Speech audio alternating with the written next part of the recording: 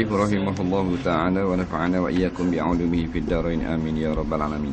Kata pengarang rahimahullahu ta'ala, setelah itu maka engkau sujud serta mengucap Allahu Akbar,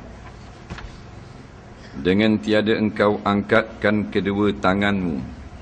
Engkau taruhkan pertama-tama di atas tempat semayang akan dua lutut, kemudian maka kedua tanganmu, kemudian maka dahimu, padahal ia terbuka, yakni dahi terbuka, dan taruhkan hidung beserta dengan menaruhkan akan dahi pada tempat sujud itu, dan jangan terdulu dan jangan terkemudian. Kita sambung lagi tentang sunat di dalam semayang. Maka selepas daripada i'tidal, maka sujud pula. Maka sujud ni rukun. Lepas i'tidal sujud. Sujud ni dia ada sunat. Akak tangan turun sujud, tak sunat. Kita bangun daripada rakaat, sami Allahu liman hamidah, sunat akak tangan. Bila sebut sunat, tak payah tanya dah kalau tak akak sah tak. Bila sunat tak buat pun sah, tapi tak ada pahala tak buat.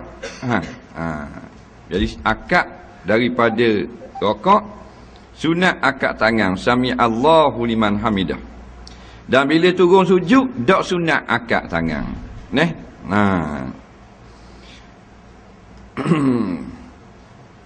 Turun sujud tu kau pandai turun guana-guana pun, asal turun sujud.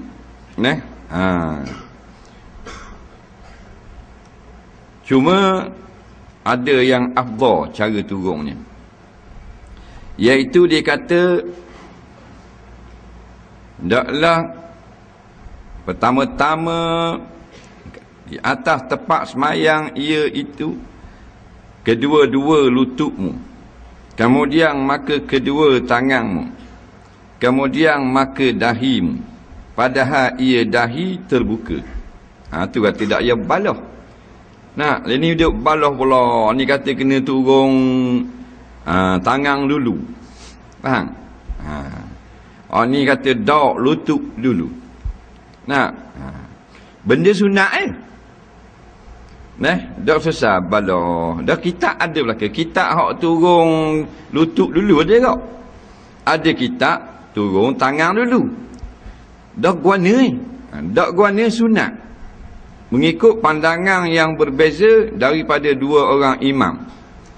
Yang pertama, Imam Syafi'i rahimahullahu ta'ala berpandangan sunat turun lutut dulu. Faham tak? Letak lutut dulu, dia kata. Dalam kitab dia, aku suka, yang ni sunat letak lutut dulu, lepas tu tangan dulu. Imam Hanbali kata sunat letak tangan dulu, baru letak lutut. Ada beza kat situ?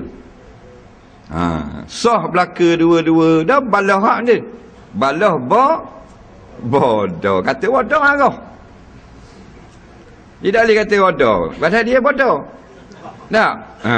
Padahal kita ni hak khilaf mazhab.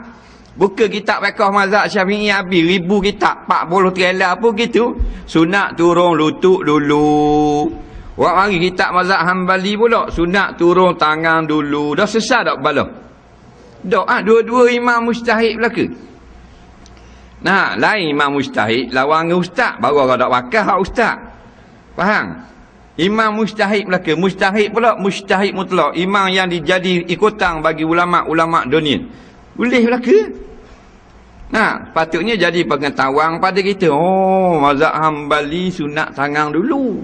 Orang mazhab Mali pula, kalau gitu mazhab Syafi'i sunat turun lutut dulu. Senang aku tahu. Tak marah. Orang turun lutut dulu tak sah. Bid'ah. Dah. Dari kuat kan orang marah. Betul tak? Benda ni benda sunat. Dan kan kalau tak ikut dua-dua pun sah juga. Pakai jerapah terus pada dulu, sah juga. Faham tak? Tak hidung lelakung boh. 14 jahit sah juga. Ni benda sunat. Akhirnya lupa benda hak wajib. Tanah pas seluk ambil di Israel. Bahang di Yahudi tanah. Kita duk bala turun lutut dulu ke tangan dulu. Tak payah. Pandangan imam mazhab. Terima lah. Sedangkan hak wajib kita terima lagi. Kalau kata niat sunat.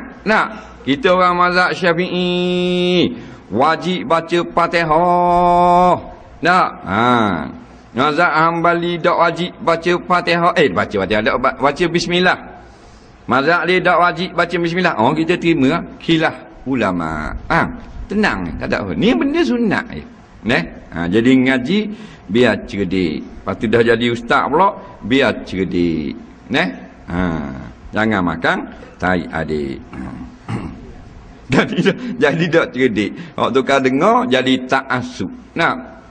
Senang. Benda khilafiyah. Benda perbezaan pendapat. Yang kita reka hak baru pula. Mazhab Syafi'i kata sunat turun lutut dulu. Mazhab Hambali kata sunat turun tangan dulu. Kita kata sunat turun telinga dulu. Ni pelik ni. Baru kita balas akang. Mari dua ni pula ni.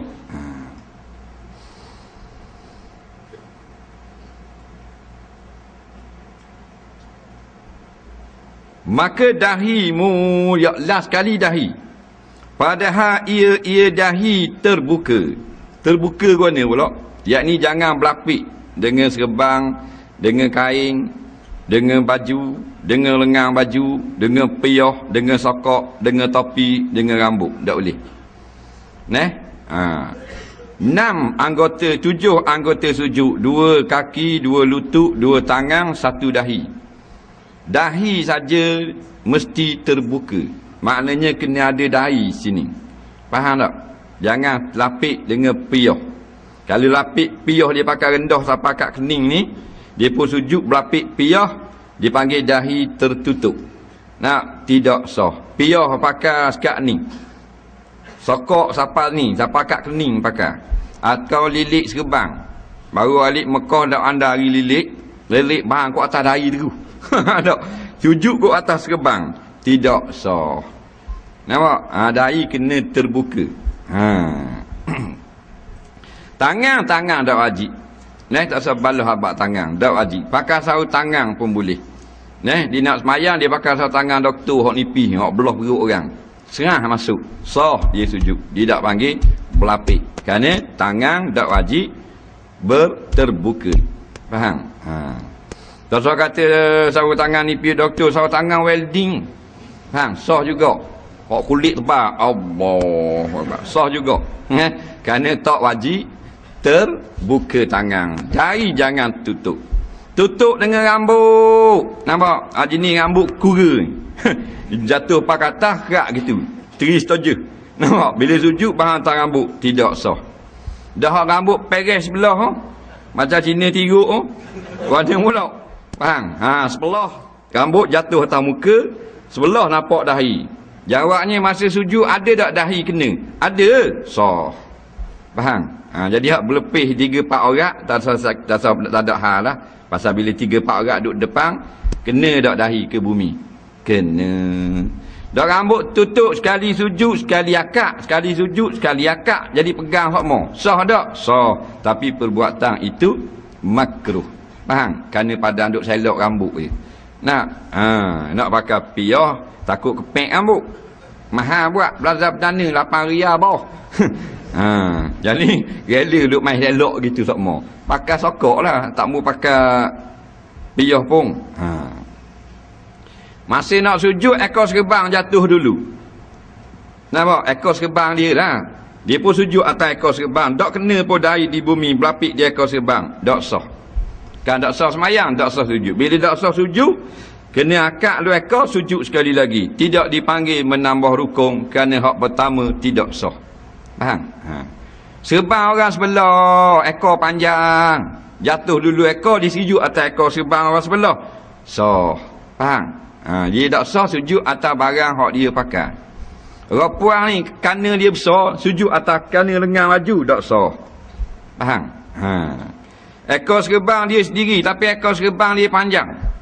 Kalau dia gerak atas turun bawah, naik atas turun bawah, sujud rakaat, tak gerak. Kerana panjang sangat, maka tidak apa-apa. Kerana dikira ekor serban tu adalah terasing daripada badan. Tak ada orang pakai ekor serban panjang gitu. Dia rakaat sujud, ekor tak gerak duduk atas tu. Faham?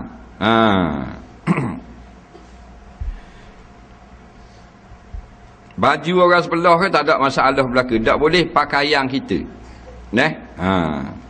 Atas dahi ni ada luka pula. Luka. 14 jahit ni terbelah dua dahi. Nangga dengan kereta giling tang tadi. Kalau sujud kena pecah luka, tubik darah, mudarat.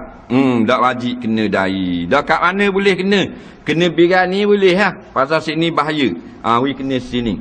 Nampak? Tak ada masalah. Bila tak boleh nak buat, maka diberi keringanan selalu dah. Tak? Boleh sujud tapi tak boleh buka plastar. Faham? Plastar doktor tu tak boleh buang. Bini tang marah dengan lesung tak kepala. Faham tak? Pasal nak nikah sakar lagi.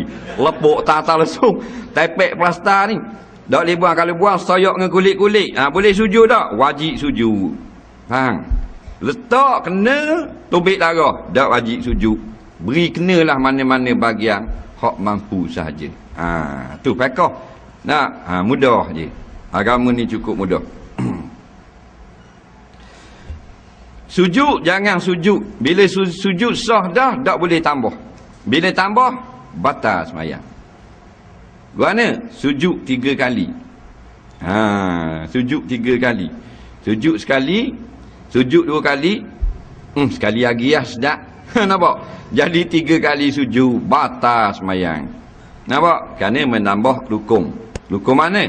Rukun fi'li. Sujud dah sekali, tapi berlapik dengan piyah macam tadi atau berlapik dengan lengan baju. Sujud pula 2 kali lagi dengan tidak berlapik. Hak tu sah. Kerana sujud pertama tidak sah. Tidak sengaja jadi sujud lebih pada 3 kali. Walaupun 80 kali, tidak batal. Tidak sengaja sujud 80 kali. Tak batal. Gimana contoh? 10 kali sujud, tak batal. Bukan sengaja. Tidak sengaja.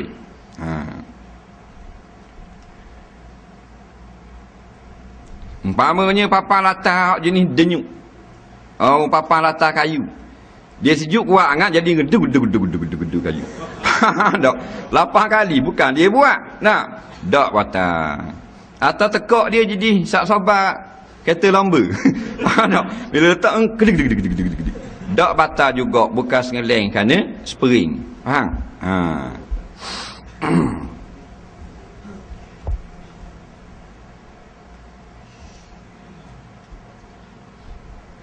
Dan sunat engkau renggangkan kedua sikumu daripada kedua lambungmu. Siku sunat buka sikit daripada rusuk. Ni siku, ni rusuk. Sunat buka. Jangan awak rapat gitu. Kalau awak rapat gitu sah, tapi menyerupai perempuan sujud. Dan renggangkan perutmu daripada kedua pahamu. Sunat. Masa kita sujud tu, paha berlipat ni jangan kena perut. Kalau boleh kalau tak boleh nak ada jenis perut besar. Di sujud tu perut dah atas seming dah perut. Dah tu dah nak ijah tu. Jadi akak jangan paha kena perut, sunat. Tak boleh, sudahlah.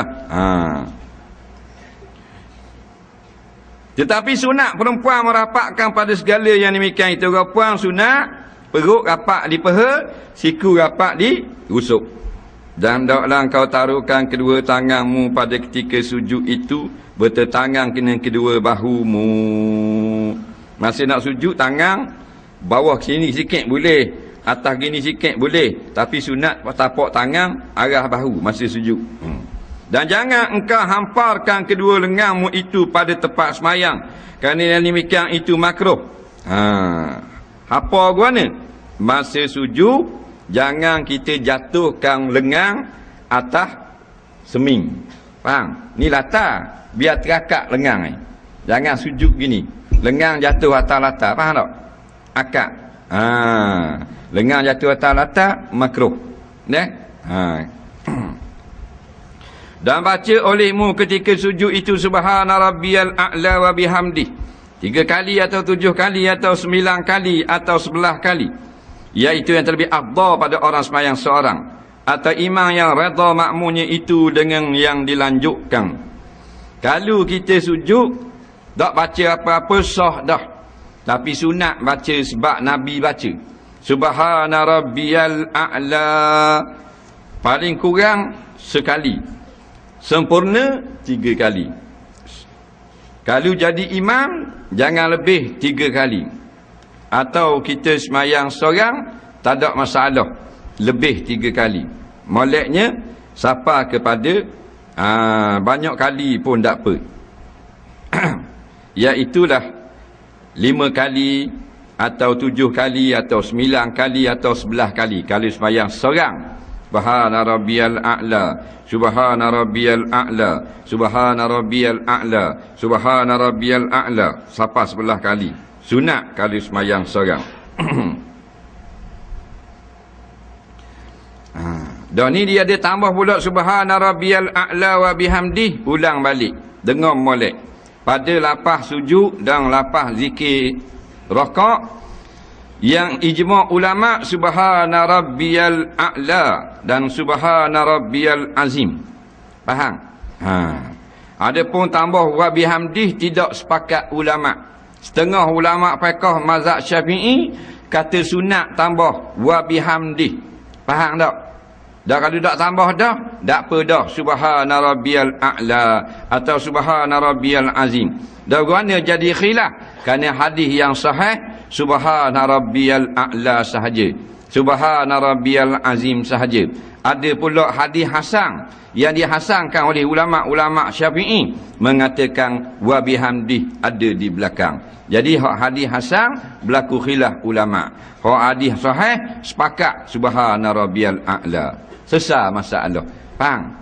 Tak mau baca pun nak sah dah kerana hadis sahih baca subhana rabbiyal a'la. Nak tambah wa bihamdih pun sunat juga kerana hadis yang riwayat ada wa bihamdih. Faham? Tak payah bala.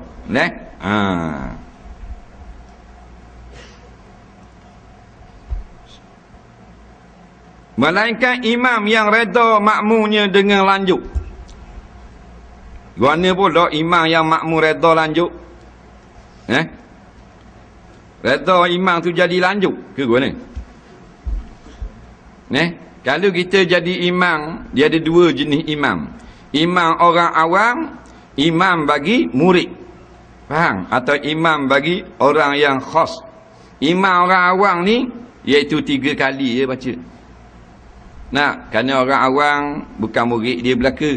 Ada orang nak derah sembahyang Jumaat, ada hak nak pergi atas tuition anak, ada nak pergi atas bini pula.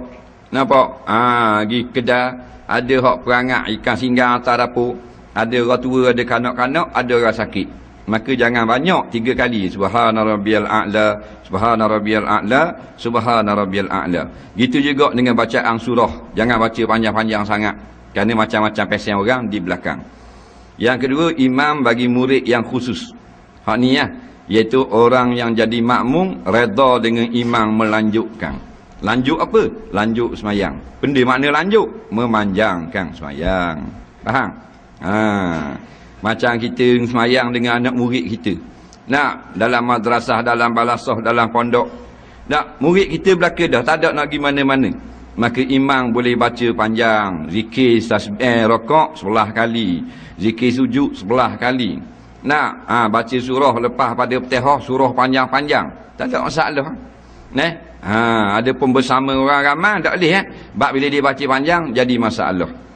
Pasal apa? Orang ramai, orang tak mau sembahyang fardu kifayah. Nak tupang sembahyang panjang berdoa.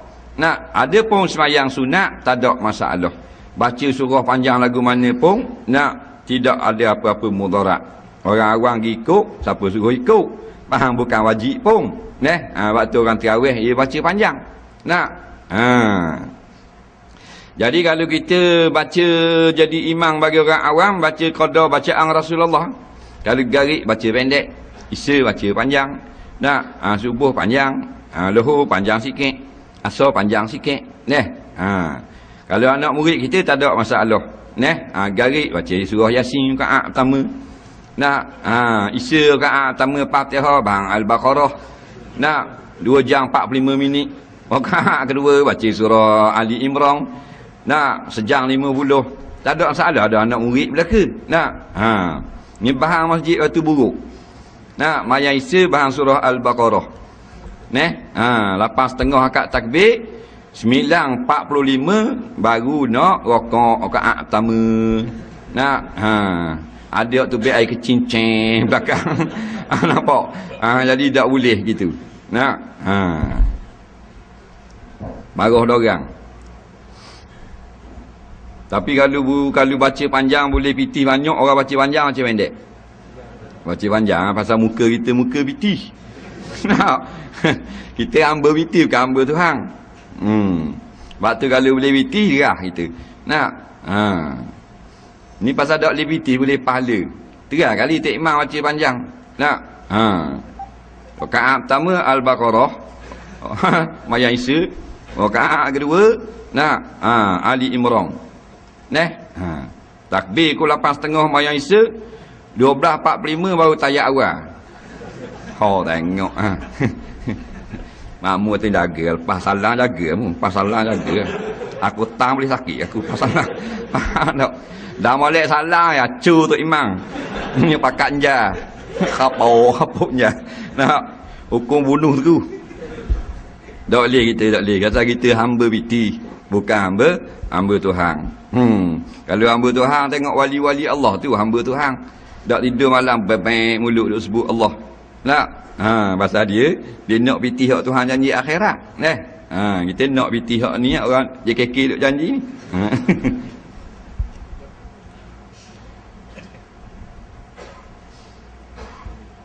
Kalau baca Quran tu piti ya Allah tengok Baca Quran tu piti. Baca selah habis muka selok tupik 100. Kalau dak habis wak lolok dak tupik 100. Tuhan boleh buat gitu. Boleh. La'allakum tuflihun. Innal mu'min. Apa? Sambung. Keling pula ayat ini kena nak ukir tu. Tuhan boleh buat gitu, faham? Habis selok 100, habis selok 100. Kalau gitulah berapa juzuk malaman ni baca?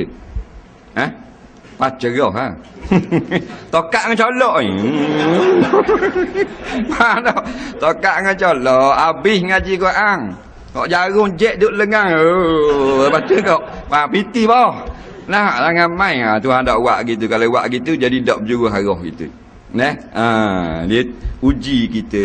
Linabluwakum ayyukum ahsanu amala. Janji aku lambat akhirat kayak gini. Batu kita malah cakap tau. Malah je. Dah kalau itu pahala dah kau cerita lambat. Tasbih tak pegang itu.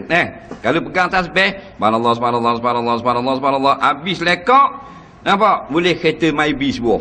Tengok dak tubik rumah bengah habis. Nampak? Gua ke dalam bangunan ke habis. Dengut dengan tasbih. Pasal apa? Boleh dunia. Jadi oleh kerana tidak ada habuang yang cepat, maka kita pun tak pegang sebeh. Gantung di kereta lah. Bagian bawa kereta tengok sebeh bergayung. Setelah itu maka engkau akakkan kepalamu daripada sujud padahal engkau mengucap Allahu Akbar. Hingga duduk betul dan duduk engkau ketika itu atas kakimu yang kiri. Dan dirikan tapak kakimu yang kanan. Dan engkau taruhkan kedua tanganmu, tapak tanganmu di atas kedua pahamu. Dan baca olehmu, Rabbighfirli warhamni warzuqni wajburni warfa'ni wahdini wa'afini wa'fu anni. Lepas pada sujud, hendaklah kita akak kepala. Masa akak kepala tu kata Allahu Akbar. Biar kita duduk. Duduk antara dua sujud dipanggil. Sunat duduk iftirash. Lagu mana? Kaki kanan belipak gitu tapak kaki. Dan duduk punggung atas kaki kiri. Dipanggil duduk iftirash, macam duduk tahiyat awal. Tak boleh lipat kaki kita sakit, tak ada masalah. Faham? Kalau tak boleh lipat dalam bab sujud pun tak apa lagi. Pasal sakit, nampak? Al-masyaqqatu tajlibu taisir. Bila susah, maka diberi kemudahan.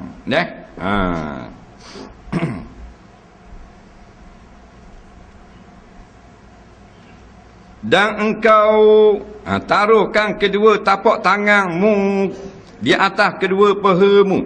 Tapak tangan bubuh atas paha. Pak gitu. Ni kepala lutut gitu. Sunat sama ujung ni. Jangan lebih gitu, jangan jauh sangat. Tak usah pegang kepala lutut bubuh atas kepala lutut gitu. Ni paha. Dan baca olehmu Rabbil Firli. Wahai Tuhanku, Ilfirli. Sebab tu orang yang semayang Tuhan ampun dosa. Faham? Kerana ada bacaan Rabbil Firli, ya Tuhanku ampunkan dosaku. Dipanggil doa antara dua sujud. Faham?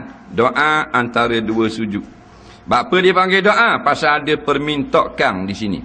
Benda kita minta Tuhan ampun kita. Tu orang yang semayang Tuhan bersihkan dosa dia. 5 kali semayang macam 5 kali mandi air terjun. Mandi air terjun bersih bukan mandi air paik. Air terjun kita lalu. Dah kalau kita pakai Rabbil Firli saja 5 kali sehari dak payah semayang, kau dengar mau? Nampak? Buat doa Rabbil Firli ni dengan cara yang disuruh, iaitu baca di dalam semayang. Melainkan kita semayang dah, kita baca Rabbil Firli luar semayang, Tuhan ampun kau dosa kita.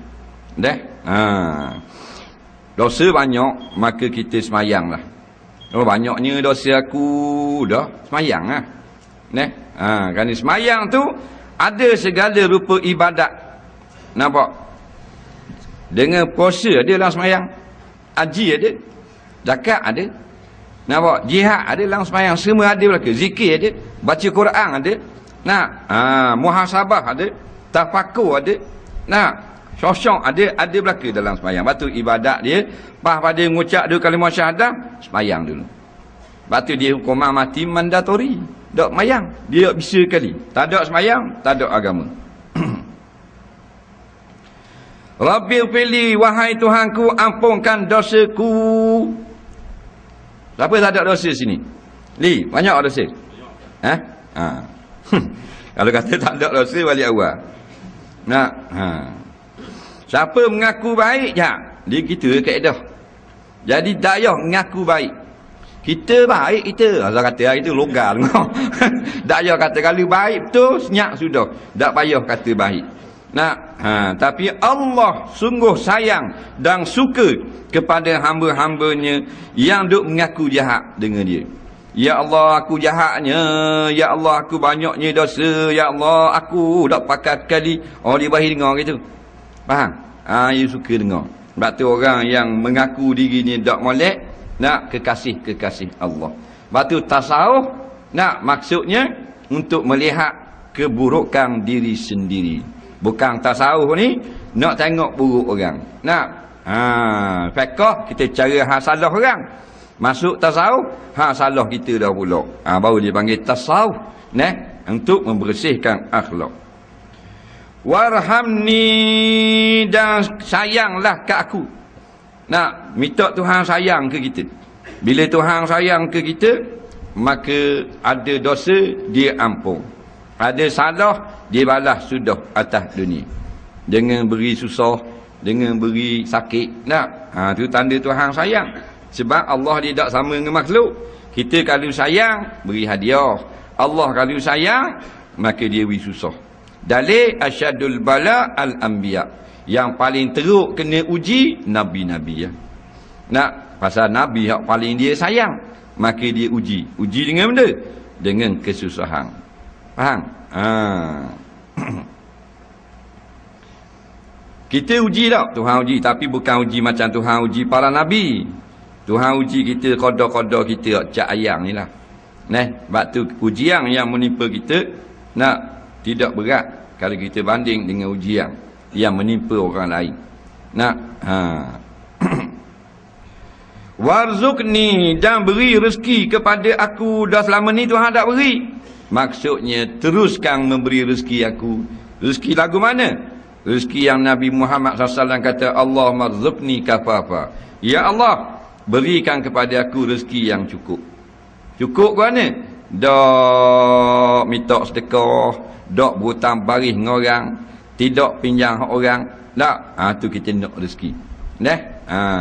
Sebab Nabi memuji orang yang hidupnya senang tanpa menyusahkan orang lain. Nabi nak hidup gitu.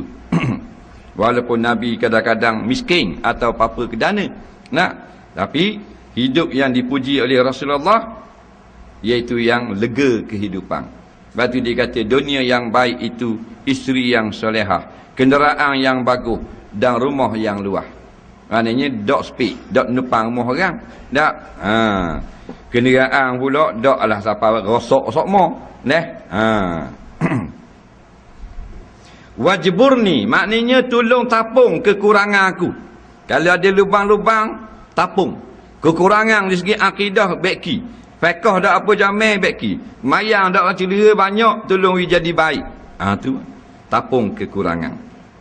Warfa'ni, jangan hina aku. Tolong akak darjat.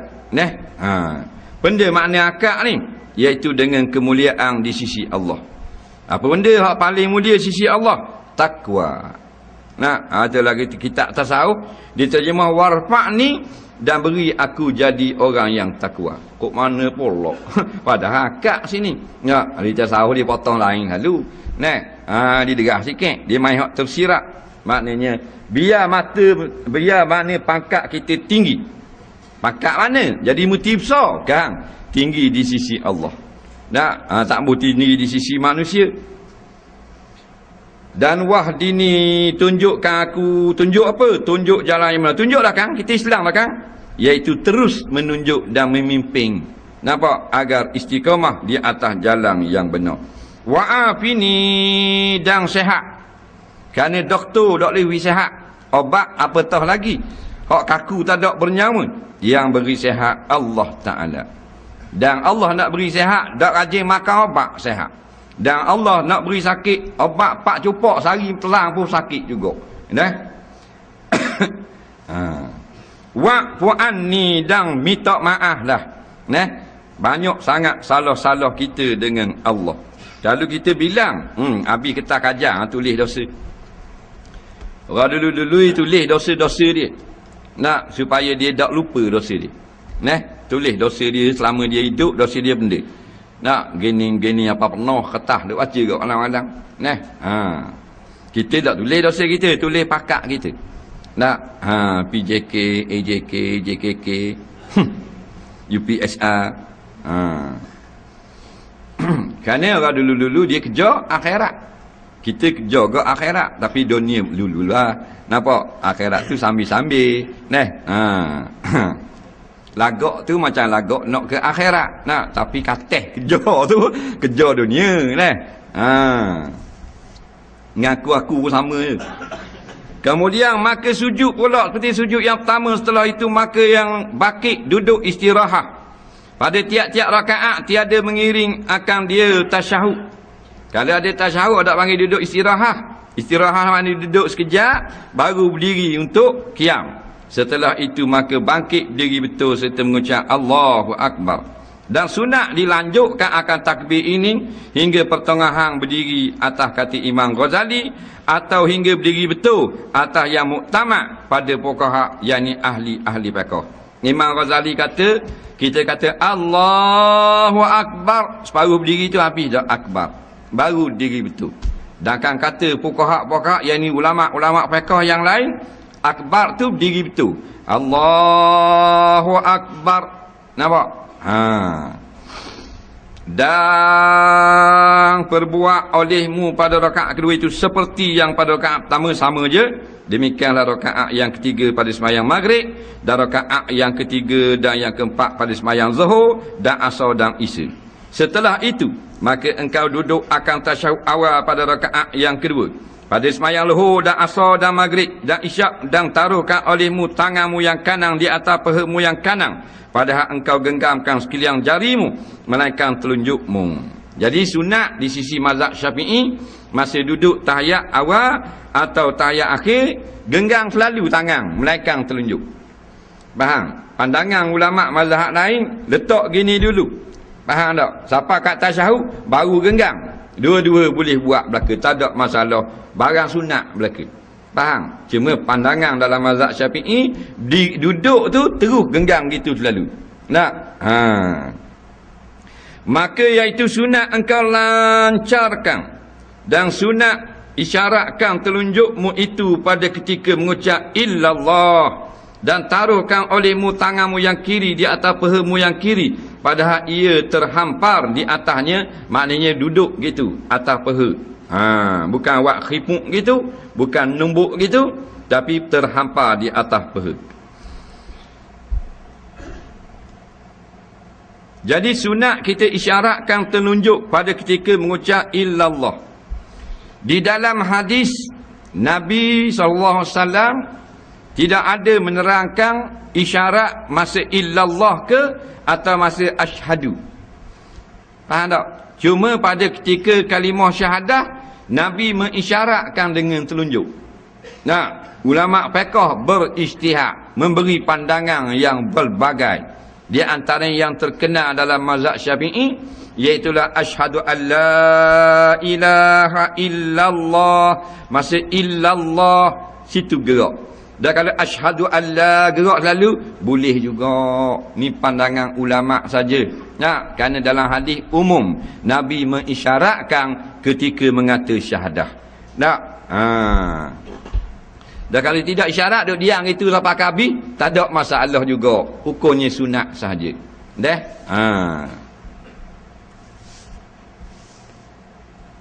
Jadi duduk sini atas gini, jangan awak gini. Faham tak? Gini jadi John Wayne, tembok Mexico. Faham? Gini. Nah, akad asyhadu an la ilaha illallah. Nah, dah lepas tu lock situ kan. Dah bukan kena turun balik dah. Dah. Dah kali turun balik kau bandar dia lah. Nah, tak ada masalah. Benda-benda yang sunat sahaja. Nah. Benda makna jari telunjuk. Tunjuk kerana kita umat tauhid. Tauhid maknanya mengesa, iaitu mensatukan pencipta. Nah, dia belaka. Yang buat langit dia seorang, yang buat bumi dia seorang kau. Seorang-seorang ni satu, tidak berbilang. Yang beri nyawa dia, yang beri makan dia, yang beri jaga kita dia, yang mematikan dia, yang sembuh dia, turun penyakit pun dia, nak pitih pun dia juga. Jadi bukan kerajaan, bukan pegawai, bukan majikan, bukan mak ayah aku. Saja, segala-galanya ialah kullum min indillah. Satu saja daripada dia, iaitu Allah.